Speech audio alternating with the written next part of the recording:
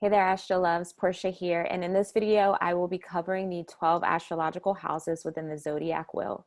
And my intention is to give a brief, comprehensive overview of these 12 astrological houses from the perspective of Hellenistic astrology. So this particular video is good for beginners, and it's good for just anyone who wants to look at a different perspective and look more into that traditional perspective of astrology.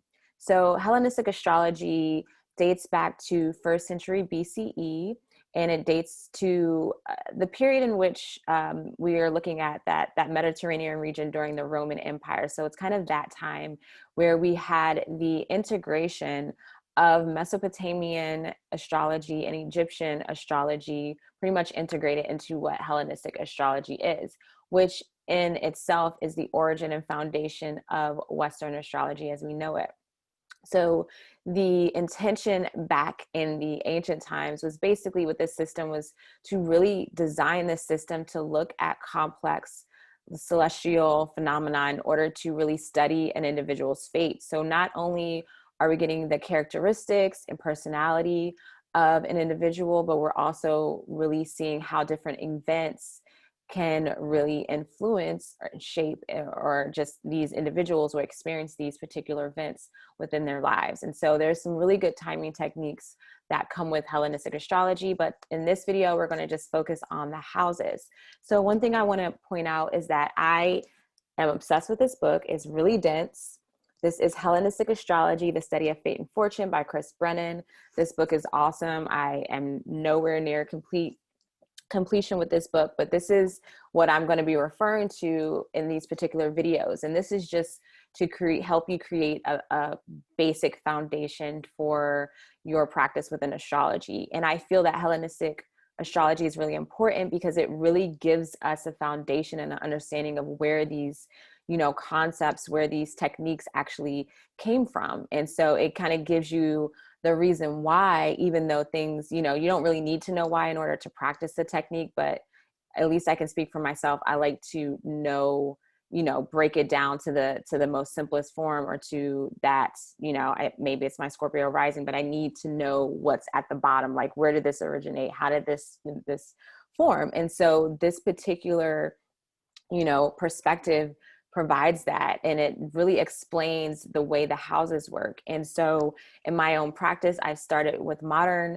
astrology, and I initially learned the house systems as being pretty much the same as the sign and the rulers. So the first house would equal Aries and would equal Mars, and then the second house would equal Taurus and equal Venus, and so forth. And while that kind of worked out, there were some areas that just were really confusing. And so once I started looking at Hellenistic astrology and really separating the houses from the signs and the rulers and looking at them essentially as areas of life, what they were intended to be, then everything came together and kind of blew my mind. So that's what I want to share with you all in this video.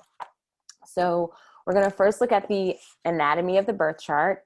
Then we'll talk about the two different types of rotation, and then we'll look at the angles, and finally we'll look at each individual house and how they are represented. Okay, so I'm going to share my screen here with you all. So I'm pulling up here so this is my software that I use, iEphemeris. I don't know how I feel about it, but for now it's been pretty good. But at least I can get, as you can see, we have this is the current time that I'm recording this. So this is a chart for right now, and I'm going to the sun, the MC, the AC, and the IC, and it should be DC, but they put DS, are up here now. But I'm going to put on some planets just so you can see. Like I said, we're going to look at the anatomy of a chart. So this is a birth chart. A lot of you, I'm sure, watching this are familiar with a birth chart. So each of these angular sections, these triangular sections, are what we call the houses. And there are 12 houses. So then on the cusp, what we call the cusp of these houses, are indicated or ruled by a sign. So here right now on the horizon, we have Sagittarius. So we would say Sagittarius is ruling this first house. And then so forth. We have Capricorn ruling the second house, and so forth. I use the whole house system. That is the house system that they used back in ancient times within Hellenistic astrology.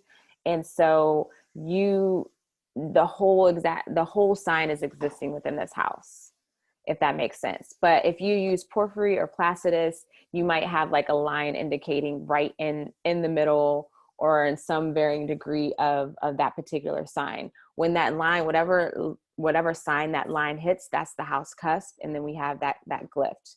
So one of the best things I could recommend at this moment is to really get comfortable with the hieroglyphs. Okay, so here Sagittarius, as you can see, is ruling the first house. So we would say Sagittarius rules the first house, Capricorn rules the second house, and so forth. These other glyphs here, right here, that's like Mars, these are all the planets. So we'll look at the way these planets move throughout the chart. And then we have the important angles. So we have the ascendant, we have the descendant, the IC, and the MC. And we'll talk about that as well. Okay, so I just wanted to give you an idea of what this particular, just a basic understanding of the birth chart. So now there are two different types of rotation.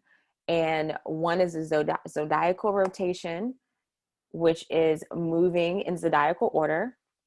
And so here, even though this is, it's not starting with Aries, doesn't matter, but this is Sagittarius. The next sign is going to be Capricorn. Next sign is Aquarius. So you're moving in this way. And I believe this is counterclockwise.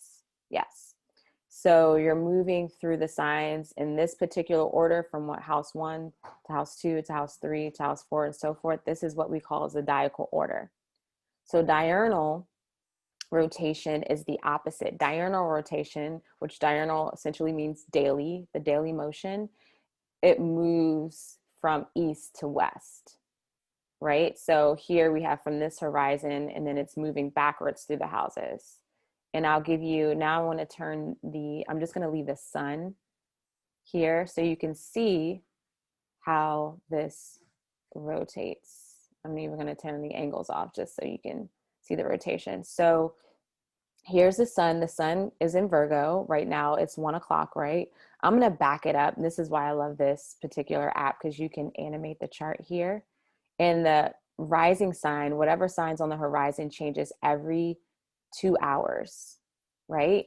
And so here, as you can see, this is 7 a.m. So this is, above or below. Let's go ahead and put the ascendant on here just so you can see where the ascendant is. Okay, so this is just above the horizon, right? So this ascendant, even though I'm using whole house system, so the whole house system. So the whole sign is pretty much that house, but the ascendant is going to be marked. So here, since the sun is above the ascendant, it's just it's rising above the sun is rising above the horizon. So as we move forward in the day, now it's 8 a.m. here, and you can see, yes, we're still in Virgo, but now Virgo's the 12th house. So it's moving throughout the sky.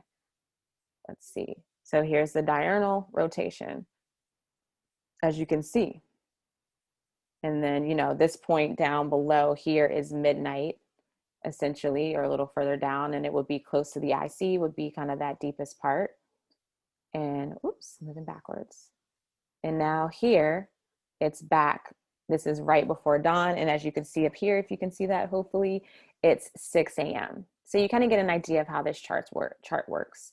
All right, so I'm going to next talk about the 3 different angles, which are super, super important here. And so actually, I'm going to talk about these 4 angles, then I'm going to get into the angles. So these angles are very, very important. These are the most dynamic houses. So you have the ascendant here. This is the horizon. And yes, it's not completely aligned like in a, horizontal line, but as you can see, it kind of goes here. So we have 8 degrees of Virgo, and then we have the 8 degrees of Pisces. So this is the ascendant. So this is energy coming in, and this is energy going out, or energy setting, energy rising. Here we have the MC. This is the heaven. This is the midheaven. So this is essentially would be high noon when the sun reaches around this point. And then we have down here the IC, which is going to be like that midnight point or the darkest part of the chart. Now, what I actually wanted to share with you guys, I'm going to stop sharing, everyone. I'm going to share with you the actual astrology houses. Okay. So this is my awesome graphic that, shout out to my friend Regina who does any kind of web design. If you're looking for graphic design, art and stuff like that, she helped me bring this to reality. So I'm really, really excited. Okay, so first thing I want to talk about before we even get into what these houses mean are the three important angles. So we have angular, hopefully you can see that, angular, I'll clear up for a second. There we go. Angular, Succedent, excuse me, and Cadent. And so this is moving in the zodiacal order, and we'll talk about what it means when it moves in the opposite order as well. So angular is the angular houses going to be 1. Let me move out a little bit.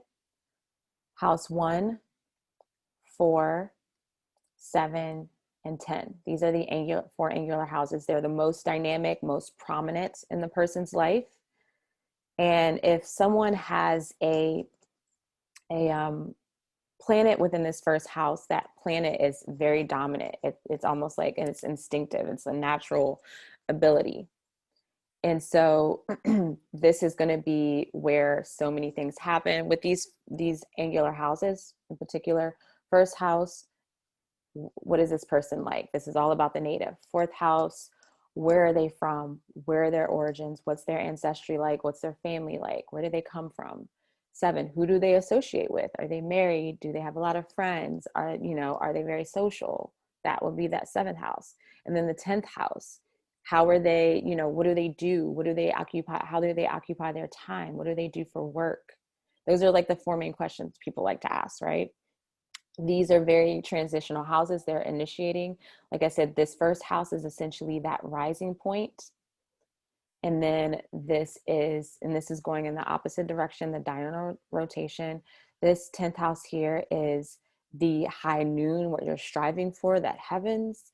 This is setting energy here. This is the descendant is what we call that. And so this is that point of coming together in union. This is the point where essentially, if you think about the way the planets move in this order through the sky, or like the sun or the moon, just all these, when they move in diurnal rotation, this first house here, we're rising, we're separating from Earth, we're moving into the sky, right? If you look at it in that way, then here we're at the top of the sky, we're in the heavens. And then when you get to the 7th house, it's coming back together with Earth, with Mother Gaia, if you want to even look at it like that. So there's that union, there's that coming together, that one-on-one. And then here you have that midnight, that deep, dark part of the chart, right? And then when you move in this rotation in the zodiacal order, here we have, like I said, the rising, that first part of the self, then we integrate with the family. And then all of this under here, these first 6 houses are like very subjective houses. They're very personal to the native. And then as you move above the horizon, this is in that outer world. So you have that concept there.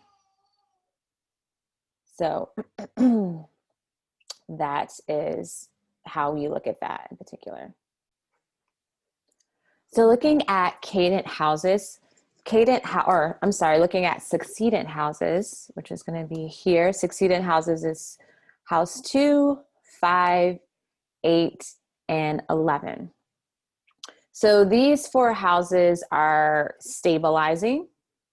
So when we're looking at them in zodiacal order, they will stabilize the energy of this angular house, right? Okay. When we're looking at it in diurnal rotation, it is rising towards the angular houses. So here you can see house 2 is rising towards house 1, house 11 is rising towards house 10, house 8 is rising towards or moving towards house 7, and house 5 is moving towards house 4. So then looking at the cadent houses, so cadent houses are going to be house 3, 6, 9, and 12. And these in zodiacal order are the prep period, or that prep area of life for that transition to the angular houses. So here, moving in zodiacal order, as you can see, this third house here is going to prep for this big dynamic period within the fourth house. And where we sixth house here, same for the seventh house. And this is, what I like with this is that, like I said, this is all subjective, and you can see like the personal part of the native, that personal part of the chart. And then here, once we cross that descendant, that horizon line, then we're moving into the outer world and the point of other. So this sixth house here tends to be that area of life in which you're prepping to enter the seventh house topics. So here's like learning. I like to look at things that are going on within that sixth house, like the particular planets are really helping someone understand or learn how to be of service, or how they can be of service. This house is dealing with work and health and wellness, which we'll talk about. And so you're looking at what you have of value, so that as we move forward into the seventh house and we start to interact and make agreements, connect with people, network, this is prepping. This cadent house is that preparatory period before you get to the angular. So then here with the ninth house, preparatory energy before we get to this angular part. And this 12th house, same. And I'll get more into that once I start going through each individual house.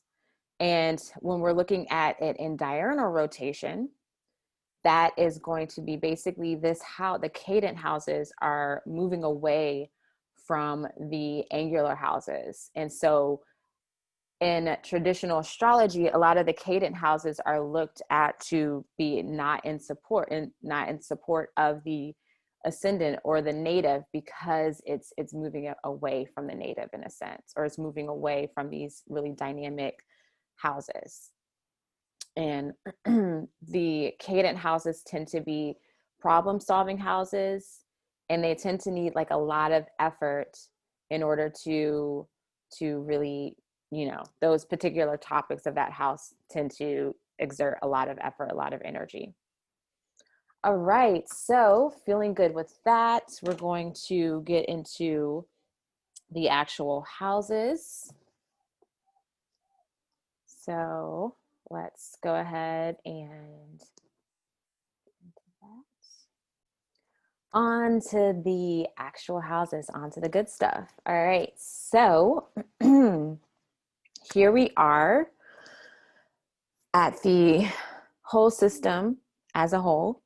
And one of the things that I just want to share, because a lot of you all, like myself, I'm sure, have learned the modern way of doing things. And by modern, it's going to be looking at the 20th century astrology, which is primarily focused on from the psychological perspective. And so in this particular perspective, we're going back to the traditional way of doing things and looking at these houses as actual topics, as areas of life. So when you're doing your interpretation or you're doing a reading, you can actually look at, if someone's asking you about, my friend isn't really, or my child isn't really having an easy time in making friends, yada, yada, yada. So then you can look here at the 11th house to kind of get an understanding in that sense. Or say if someone's wants to know how to make money, or what's their fate looking like as far as resources and income, you're going to look to the second house and so forth. And so what I want to do is disassociate that connection of the houses with the particular signs and the planets. Another thing you will hear me talk about or mention is that the planets, some of these planets have what we say are joys in particular houses. And so what that means is that basically that planet's energy is very works very well in this particular area of life. And I don't have it marked on here, but I will mention that as I move forward on what particular planet is in its joy. So if you have a planet in this house where it's in its joy, then that planet is probably going to really express its characteristics very well. Unless it's in a sign that it's just not compatible with, then there might be some difficulties, but it's still better than it not being in that house and still being in that sign, if that makes sense. Okay. All right. So I'm going to go through the houses in zodiacal order. So that's going to be in this numeric order of 1 through 12. And then once I go all the way around, I will then do it in diurnal order. And so zodiacal order is essentially what we the flow through the different signs, a focus on that particular order, which is more that Mesopotamian. This is the Mesopotamian aspect of the astrology. So looking at the first house here, the first house, this is one of the most significant houses of the chart. It's between this house, the first, and the 10th house. And yeah, it's either, I hear it being either one or the other, but definitely from my perspective, I believe the first house is the most significant house, because this is the house of the native, of the person's chart that you're looking at. Or when you're looking at, say the chart of a country, or, just an electional chart where you're looking at a particular event, you're going to look to see what was initiated at that time. And you're going to really look at the first house and everything in relative to the first house. Okay. So with this energy, this is the dawn. This is energy rising. So here, the concerns within this particular house are the self, the physical body, instinctual nature, and the life spirit. And as I said before, if there are any planets within this house, those planets' characteristics are a little bit more, come out naturally. They're more instinctive than any other, planet of this chart within the chart. Also, the sign that is on the first house cusp, or that's ruling the first house, is going to, that planet that's ruling that sign. So how we were looking at Virgo being on the first house cusp as we were watching the sun move, that Mercury is going to be Mercury is the ruler of Virgo. Therefore, Mercury is the chart ruler. It's the ruler essentially of this whole chart. This is like probably one of the most important planets in the charts. And wherever that particular planet falls within the chart, so say if it's not in the first house, but it's in the 9th house, this area of life will be really, really important to the native. Like that will be an area of life that stands out. So, you can get a lot of information about the native through the first house. And so you're looking at just who they are, what their characteristics is like, their instinctual nature, their vitality, their life spirit, and their physical body, what they actually physically look like.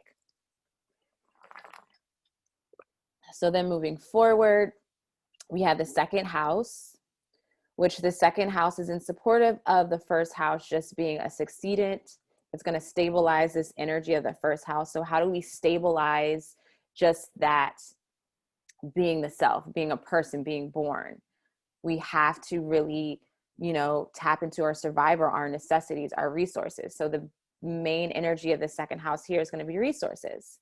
So it's going to stabilize and sustain that stability, that native, the native. Therefore, we're going to be looking at our value systems. What's most important? What do we need to survive?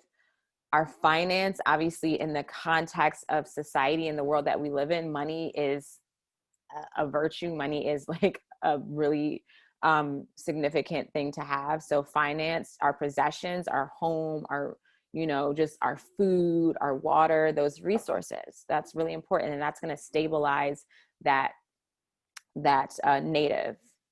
So then once again, moving to the third house, which is a cadent house, we are looking at within this house, there's a lot of movement. Oh, and let me actually back it up to the first house because I didn't say the joy. So Mercury has its joy in this house, Mercury planet. which, like I said, the joy in the planet having a joy in its house means that it is very comfortable. It excels within this house. So if you have the Mercury in the first house, that's a really good placement and it's going to really stand out. And so Mercury in this first house, it's in this house and it works well because Mercury is the neutral planet from the traditional perspective.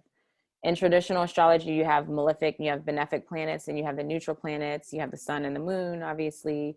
And so Mercury is the neutral one because when you even think about Mercury's orbits from the astronomical perspective, it's able to go into all these like nooks and crannies, into the dark, into the light, like places that a lot of the other planets don't get to, travel through and experience. So therefore, Mercury's in between worlds. If you think of it from a mythical standpoint, Mercury, is the messenger, and it goes from the underworld to the heavens and so forth, and on the natural plane. So that is why Mercury has its joy in the first house. Whatever planet in the first house, you can tell the planet that's going to be the strongest based on its dignity. So in traditional astrology, planets have, their dignities, whether they're dignified or they're in detriment or in their fall. And so what it means to be dignified is if a planet is in its ruling sign. So say, like I was saying, if Virgo was on this first house rising, then Mercury, if Mercury's in the first house, Mercury would be in its own sign, or Mercury's rules, Mercury rules Virgo. So then it's considered to be in its home, in its domicile. So that is dignified. If Mercury isn't exalted in a sign, I believe, actually, don't hold me to that. But if a planet is in its sign that it's exalted in, then that would be dignified as well. So my point is, any planets here in this first house, you can tell which one will stand out, or really in any house, which one is more powerful than the other based on what sign is ruling that house and if that planet is dignified in that sign. So say if we had Pisces ruling this house and we had the sun in the first house, we had the moon and Pisces in that first house, and we have Venus in that first house. Venus is exalted in Pisces, so Venus would be the one that stood out the most. Okay, so that's kind of how we look at that. And then you're going to look at the moon, whether the moon is more comfortable or the sun is more comfortable in Pisces. So just to get that idea, give you that, help you see what I mean by as far as the joy and the dignity. But that's for another video. But I just want to share with you guys at least where these planets, what houses these planets are dignified in or are really comfortable in. So moving back to the third house, we're dealing here with Cadent energy. And so as I said, with Cadent energy, this is the energy, this is in that preparatory phase essentially for that next angular house. But with this Cadent energy, like I said, it takes a lot of effort. And this particular house is like, we've stabilized the energy here. We figured out how to sustain ourselves. Now we're moving forward and we want to check out our local environment. We want to explore. We want to connect with other people. So communication is going to be a big thing. Siblings resides in this house. That's more of the traditional perspective, because that's when we start to really branch off into the duality, the twos, and really connecting with another. This house, the moon has its joy in this house because there's just so much energy. There's a lot moving within this house, communications, learning. There's a lot of interaction within the environment. Another topic within this third house is going to be, periodicals, newspapers, things that are just around and things that kind of move in a cycle. And that's why the moon has its joy in this house, because the moon is, it is in the context of astrology, it's the fastest moving object. So, and it goes through these cycles. So with the third house, there's the concept of cycles as well. Okay. And so then moving forward to the fourth house, then we're looking at the very bottom of the chart when we think about that angle, the IC. So this is kind of that deep darkness. And now we're coming where this area was prepping. So in the way that the third house would prep for the fourth house is that we're connecting with others so that we can exchange resources. Commerce is actually, you know, kind of deals with this house too, and networking and communicating, just sharing ideas and things of that nature. And so moving forward, we're really connecting so that we can gain more resources, more stability that we can bring home. We're preparing to connect and nurture. Like we're preparing to really be at home with the family and really bring the energy back into ourselves. And so this is the subterranean region looked at, you know, from the ancient perspective: private life, family, home, ancestral roots, ancestral lineage, the void. I look at this, you know, just that womb is just what's going on in the depths of things within this chart. This is like the deep dark part of the chart, the womb. And like I said, this will give you an idea of where someone's from. So this is a very dynamic house. So this house here, the native, and then like I said, this is like, what is the person like? This is like, what's their family like? Where do they come from? So moving forward, we have the fifth house here. The fifth house is succedent. So it's going to stabilize this energy here. And so the way that it was, the home would, or this energy would stabilize a home, is that we are tapping into our creativity. We're tapping into our fertile ground for manifestation. We're tapping into just like, how do we create or sustain a happy home? And that's creating some form of abundance, looking at fertility, fertile ground. This house is the house of good fortune from the ancient perspective. This house is trine to the native. So this is really hard. Trine is the most harmonious aspect. So this part of the chart is good things happening to this, the native, the physical body. This is dealing with creative energy. Venus has its joy in this house. Therefore, with Venus having its joy in this house, is just that attraction, that unity, that beauty, that harmony. It works very well within this house. This is this house you're going to look at to see, you know, if someone's wanting to know about if they're going to have kids anytime soon. You're going to want to see, usually when there's planets transiting this house. And what I mean by transit is that where the planets are at the moment, they're hitting this house, they're activating this house. Then you have, then you might have some activity, whether it be like you're in this really creative phase within your life, this creative cycle, or, you know, you might be having children or really interested in having children or doing something in regard to children. Pleasures associated with this house. Sex is very associated with this house. This is essentially the most positive house within the chart. And if you have any planets in this house, it tends to really positively influence the native. Like this energy within this house is always going to benefit this native. I don't want to say always, but usually, unless it's like something, you know, that's problematic as far as like the sign and the planets, they're not working well together. But even so, it's going to come out favorably because of this, and this is what the ancients really tapped into when they were referring to good fortune. So moving forward, we're moving to the sixth house here, which is Cadent energy. So this is this prep phase for the angular house. But this, like I said, this takes the Cadent energy. There's a lot of effort that's required to really live out this area of life. And so this area of life is focused on work, the mundane life, what you're doing in your day-to-day life, that health and wellness aspect of this particular chart.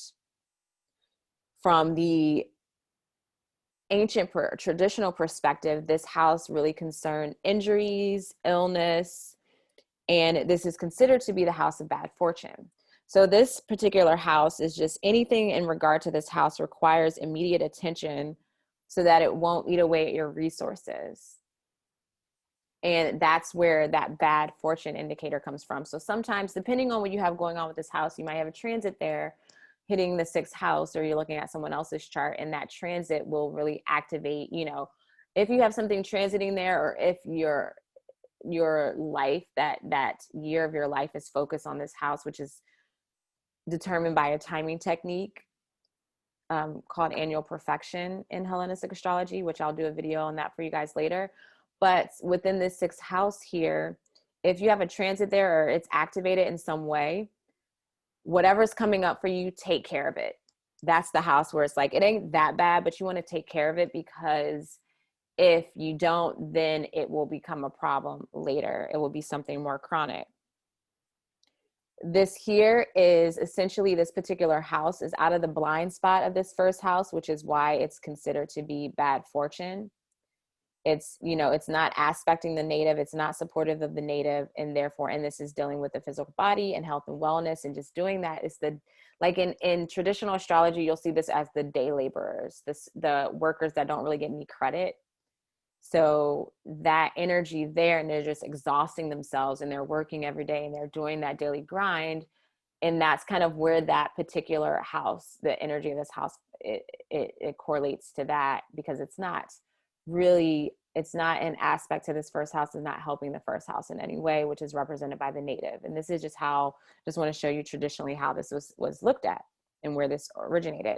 And so also you have pets within this realm of, this is the area of life of pets, because we're looking at the, you know, supportive persons or animals. Like, I know you would get livestock back in the day more so. That's where you would look at, like, I've heard that, you know, people will have transits, or this house will be activated in some way, and they might have a new pet, a new companion come into the home. So that's that particular area of life there.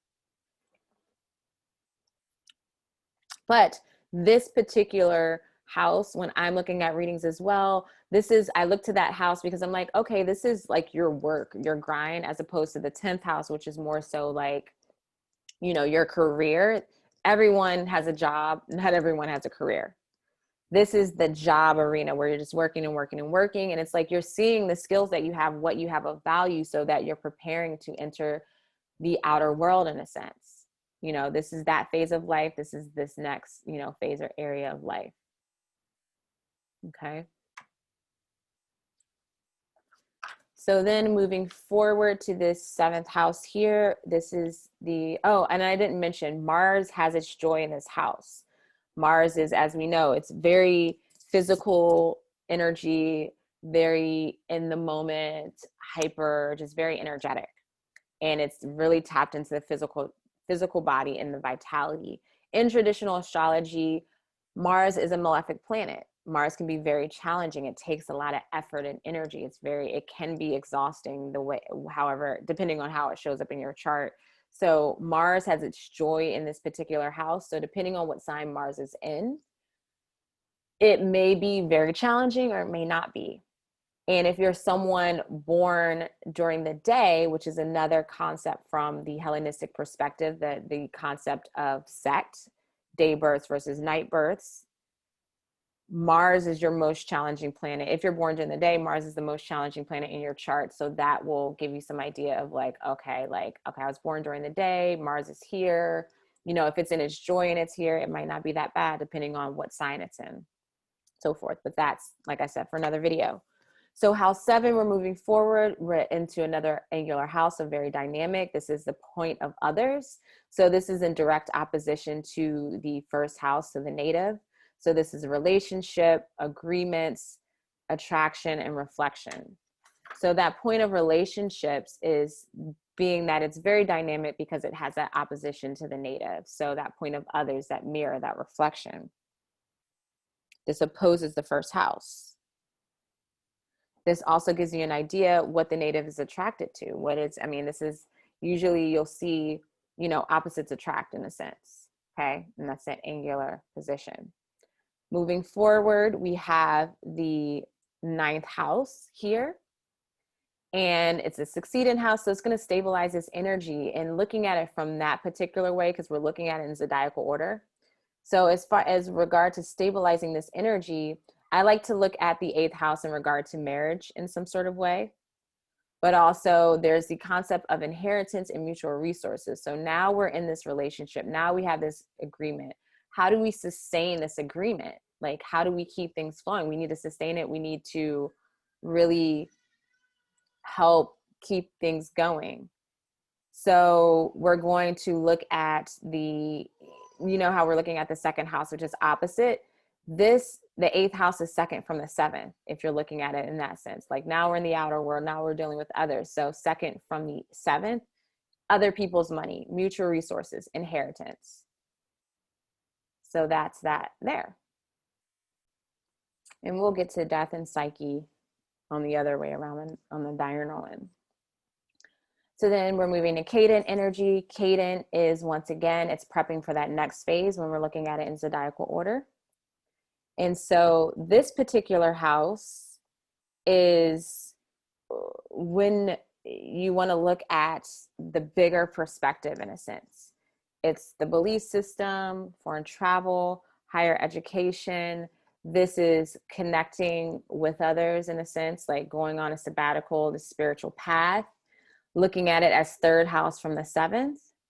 When we're looking at third house from the first house as getting out there and networking in your local environment, this is like bigger. This is the bigger perspective. This is more grand. So we're going to take that quest. We're going to take that journey. This is also, as we're prepping for this 10th house here, we're wanting that inspiration. How do we get inspired to really achieve? How do we get inspired to be that authority point, be that public figure? We're prepping for our purpose. And a good way to do that is to just go on a journey, step outside of your comfort zone, go learn new things, go, take a shamanic journey. Another thing that correlates to this house is things that are connected to cosmic energy, or just that very spiritual nature, as far as, astrology, divination. That was an old concept that will come through. But yes, you have that higher education, that spiritual path that correlates to this particular house. The sun has its joy in this house. So the sun shines. I mean, it's exalted in this house. It's dignified. It's very happy.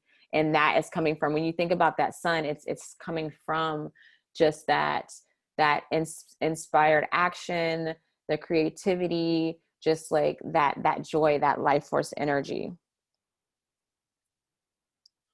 This particular house is like, with the 10th house, it's like, okay, this is what they're doing as a career. This house tends to be like, okay, that's my career, but this is what I actually want to do. This is what I'm passionate about. This is what, I feel very connected. I feel one with the universe. That's that kind of energy here.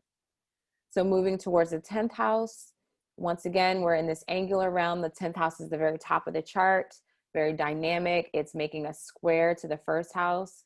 So there might be, this is also one of the most significant houses of the chart. This is, like, in my opinion, the second most significant.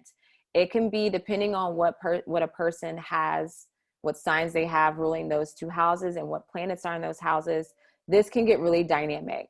Just the idea of career with the native is just like, okay, the native has these natural abilities, but they might not work well with what's going on in the 10th house.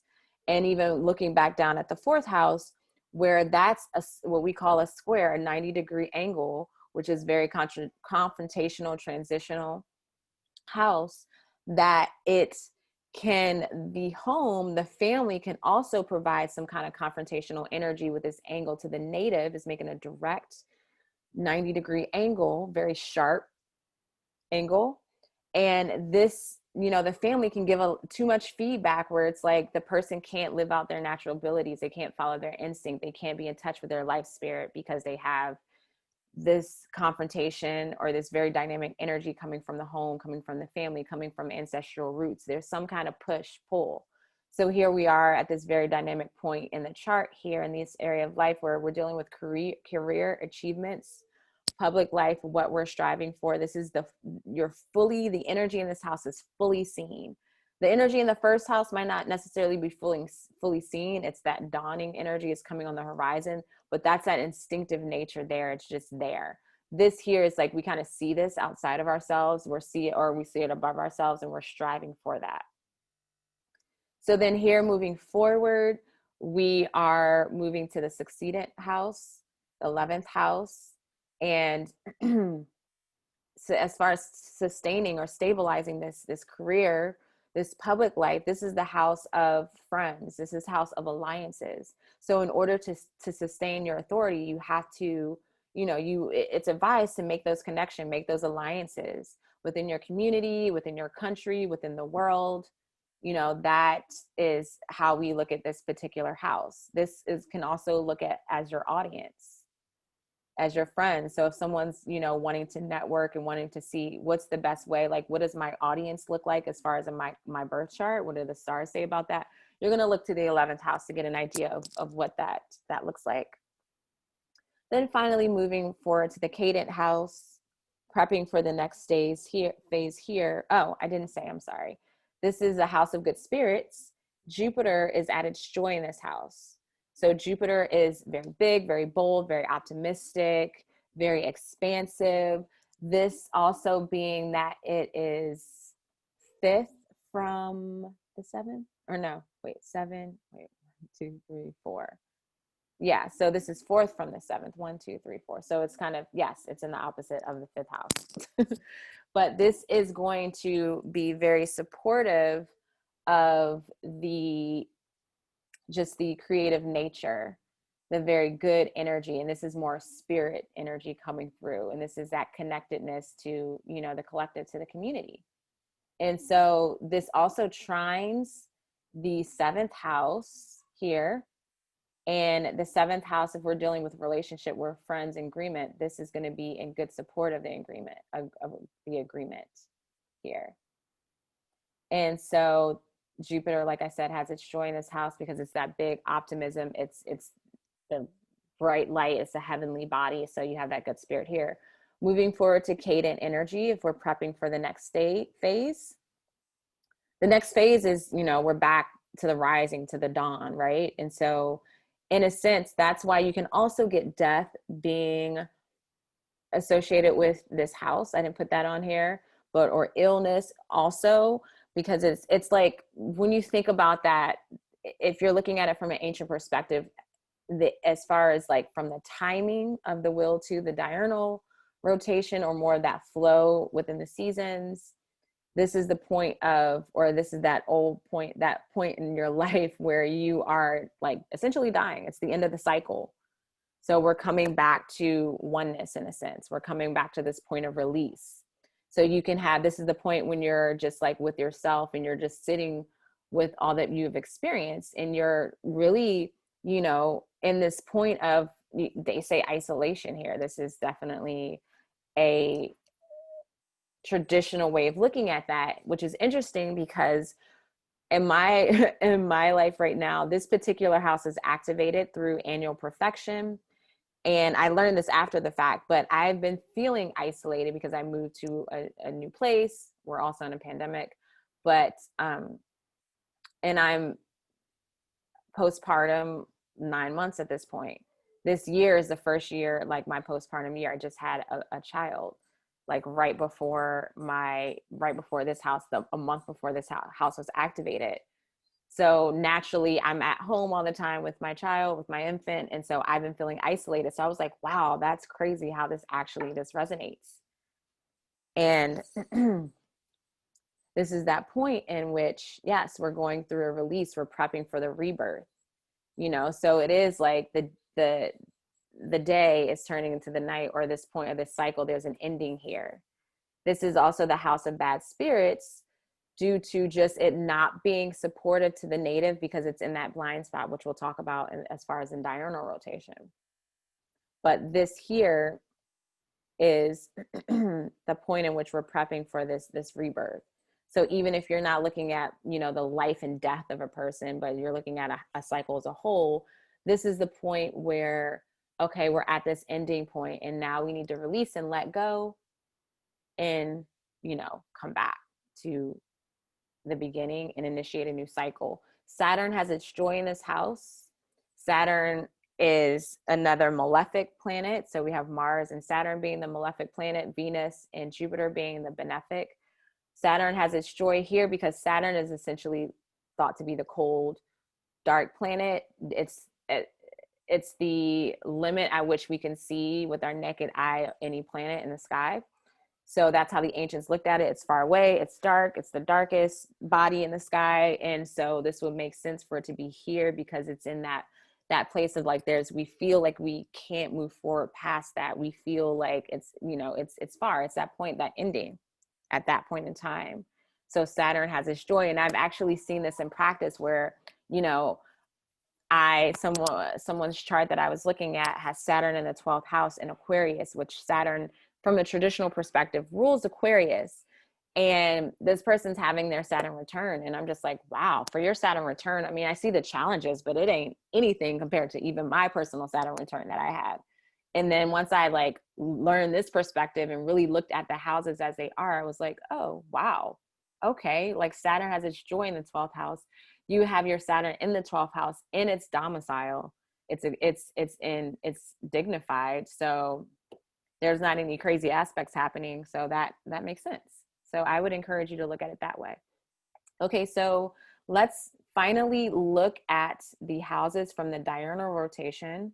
So I'm going to share the ephemeris again. So here we are, and I'm just going to pull up the sun. I'm going to take actually, no, I'm going to leave the ICs on. Okay. So here we are. And we have the sun here in the first house. So we're just going to briefly look at the diurnal rotation, which this is what the Egyptians were kind of focused on. This is also more the astronomical point of view and coming at these houses. So you can see that the key terms or the themes of these houses originated also, primarily based on this rotation, this astronomical reference. And so here we have the first house. This is just under the horizon, right? So still first house energy, the ascendant is at 8 degrees. We have the sun here in Virgo. You're going to see Virgo, everything's going to rotate, but I'm going to show you the sun through these different houses. Also, the ascendant changes every 2 hours. So that's why it's really important to know what time someone was born. And that marks or anchors the chart in, the way in the houses. So that's why you want to really get an understanding of, or try to figure out their birth time. So here we are. We're going to just jump every hour. So next hour, we're still in the first house here. So then we're dealing with the second house. So as I said before, the second house, which is Cadent, is from the diurnal perspective, we're moving away from the rising. So here's the ascendant. The sun is moving away from the rising. So essentially this particular area of life is the blind spot. And this is because like, if we have, we're just off the horizon, the sun's there. It's kind of, when you're kind of looking east, it's hard to see. So this is why we get hidden realm associated with the 12th house, secrets, any isolation we can't really see externally. So moving forward, 11th house here. So now we're getting to noon. We're getting closer to the MC. Excuse me. Getting closer to the MC. So we're at this point, we're in a succedent house. We're rising to the angular house. We're rising to the MC or the midheaven. So this is where you get that aspired dreams, hopes and dreams, optimism correlating to the 11th house. That's because the sun, or not the sun, I'm sorry, but this particular rotation, it's right before we get to the midheaven, which is our dreams, our hopes, well, not our dreams, our hopes, I'm sorry, our career, our purpose, our, authority. So it's like, this is the breeding ground for that, where we get creativity in a different perspective of just like, what are my aspirations? What are my visions? Okay. So moving forward again, now we're in the 10th house here with the MC. And this point, this is high noon, even though it's not noon, it's like 1 o'clock, but then we're here at the top, at the highest point of the chart of the heavens. Career, public life, most visible part of the day, right? Moving forward, now we're in the 9th house. And 9th house, this is, as we're moving forward, this is a cadent house. So it's moving away from the top of the chart. So if we think about it in that sense, and we think about here in this career life, we're in the public, we're in the authority, how can we keep things moving? Now we're moving forward, and it's like, okay, let's go on a journey. Let's go meet some people. Let's go, essentially make some alliances. Let's go see what else is going on. Let's go travel. Let's go to foreign lands. That's another way you can come to that particular, concept from just the rotation of moving through the daily rotation. So we're wanting to like spread life. We're wanting to spread our authority, our visions, our power, our creativity, our career. So moving forward, now we're in the 8th house. This is a succedent house. So it's rising towards it's moving towards that angular house here. And essentially this is the part of the chart that is, or the part of the day where you see here it's 6 p.m. So this is when we're starting to like wind down. The sun is coming down. Like you probably just got off work, just like tiring energy. It's like you want to rest. That's where you can kind of get that death part. That this is also, twilight is approaching. And so you're stepping in, we're moving closer and closer to the darkness, which is going to be coming where the sun is actually going beneath the horizon in the next house. So we're moving forward towards that angular dynamic energy. But that's where you can get that, with the 9th house, you have the hidden realms. Also, you have the occult associated with the 9th house, where you can come to that as far as, being what energy is, it's not really seen. It's kind of in that weird realm, it's hidden. And this is also, essentially when you're thinking about the horizon and you're starting to see something far off in the distance, it seems kind of far. This is essentially, it's not as much of a blind spot as the 12th and the 6th house, but it's still not really aspecting this 1st house here. So, okay, moving forward, now we're in the 7th house. We're right above the descendant. So in traditional astrology, this can also be looked at as a setting place. You can have death associated with this house as well, because it's the point in which, the sun is essentially dying. But now I connect more with this personally as union, as really coming together, coming back together. And that correlates more so to the sun meeting with the horizon again, kind of meeting with the planet or meeting with Earth, and then moving forward. So this is kind of a meeting place. So this is where we meet, network, connect. So then moving forward now, and I wanted to show you the time of day. So this is right before sunset, which is funny. This is today, right before sunset. So it's like 7 p.m. And so sometime after, probably like a half an hour after that, you have it right on the horizon. But now we're here in the 6th house. So we're just below the horizon. We can't see the sun from the native. So any planets in this house, this is a blind spot. You can't really see any planets because it's already dark. So you can't see that light. It's below the horizon. This is about 8 p.m. This is the house of bad fortune.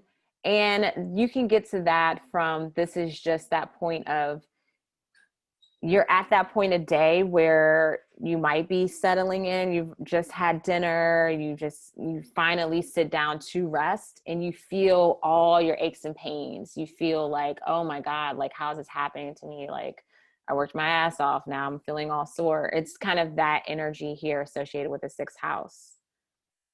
So it's things that you just feel your body wearing down. You've been doing these things throughout the day, moving throughout the day, and now you're at this point where, okay, it's time to settle for bed.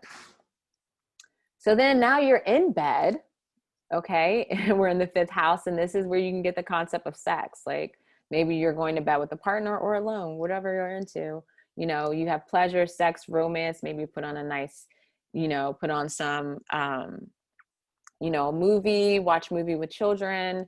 It's that kind of energy there here, okay? And this is, I didn't say this is a cadent house. So this particular part of the chart it's falling away from this angular house. And so with the 6th house, that's, moving away from that day, that point of the day, and just kind of resting, but you're feeling it's not supportive of this angularity. It's not supportive to the relationship, not supportive to the native. It's kind of in the blind spot. We're just feeling, you know, feeling the misfortune, so to speak. And so there's kind of this idea of somewhat of separation. So then the fifth house, the pleasure coming together again, moving forward to the fourth house. And now it's getting late. We're at this is like when we're really coming together with family and home. But then as far as what you can really get from this part of the chart is like, this is, you know, as I mentioned the void, the womb going into darkness.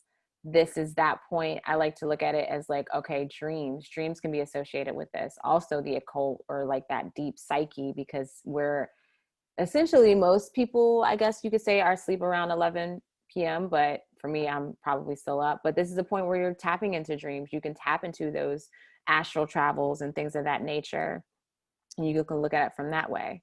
So then moving forward, now we're connected with the IC, but it's moving away from the IC. We're in this third house. This could essentially be like your deep in sleep. So you're experiencing the cycles of your sleep cycles. There's just movement here, but this could be also just moving throughout the day and moving with this house, moving away from the home. There's movement, there's change, there's movement from that deep sleep into those different cycles. So say if you're one of those weirdos that actually wakes up during the day or like early in the morning, this is 3. See if I can take it even later. 4, if you're waking up early. I mean, if you think about back in the day, you're going to be prepping for, you know, getting ready, getting your resources together to wake up and start the whole cycle again, or to do, you know, get your things together and have a rebirth or start the day. And so this house here, you're going to need to eat. You're either going to gather your resources, your tools in order to move forward, you know, and then start anew. So then we're back. This is below the horizon, 6 a.m. The, you know, the sun is going to start to rise and so forth. So I just wanted to give you guys an idea of both perspectives, how you can get to these areas of life from the perspective of the, you know, the ancients, from that astronomical perspective, and also looking at it from the zodiacal rotation as well. So I hope this helped you in your studies. And if you have any questions, you want to go deeper into your studies, I offer private mentorships you can get via my website. I will be uploading many more videos. So if you have any ideas or anything that you would like me to look into, or just share the information, definitely let me know via the comments on this video, or send me an email at connect@uraniauniverse.com. Until then, I will see you in the next one. Take care.